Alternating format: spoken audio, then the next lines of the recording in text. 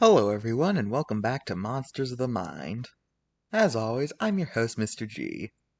We got a pretty short episode today, since we're talking about a creature that hasn't really been in anything.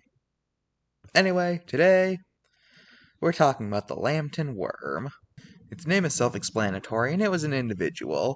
It was pretty malevolent, and it came from Lambton, England, and it was found in British folklore. Before we get into the story, it should be noted that in this case, the word worm refers to a species of dragons that lack legs of any kind, so this isn't a story about a giant earthworm. Sorry if that's what you were expecting. Our story begins when a young man named John Lambton fished up the worm one day while skipping church. The worm was worthless to him, so he tossed it down a well. Many years later, the water in the well became poisonous and local livestock started going missing. Eventually, the town saw that the worm had taken residence on a nearby hill. The worm is not happy and starts stealing children and eating livestock. A temporary solution was realized when they agreed that every day they would give the worm 20 gallons of milk in exchange for it not terrorizing anyone. The worm was also incredibly difficult to kill due to its regeneration powers. Well, not regeneration in the traditional sense, where you slice something off and it grows back, but rather it's more like Mr. Potato Head style, where if you slice off a piece of him, then he could just pick it back up and stick it on. Yeah, that kind of regeneration.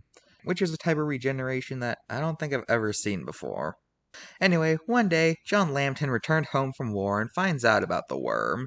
In order to find out how to kill it, he consults a local witch, who tells him how to kill the worm on the condition that after killing it, he must kill the next living thing that he sees. Eventually, John manages to defeat the worm by covering himself in spiked armor so he couldn't get constricted.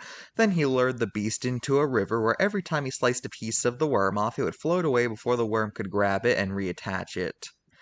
Eventually, he killed the worm, but unfortunately, the next living thing he saw was his own father due to him forgetting about his son's warning. John didn't want to kill his own father, obviously, and as punishment for not going through with their deal, the witch made it so that for the next 7 generations, Lambton's descendants would experience terrible deaths. Now here's Vincent. I don't know anything about this guy. What, did you really think I knew every single monster on the planet?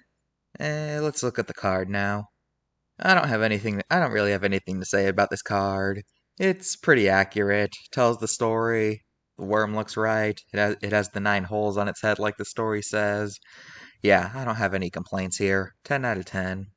Unfortunately, I can't really find any pop culture appearances of the worm. Because I don't know why this thing hasn't been in more things. Couldn't really find any adaptations of this story either. So, yeah. That's all for this episode of Monsters of the Mind. Join us next time when we talk about the anti-elves.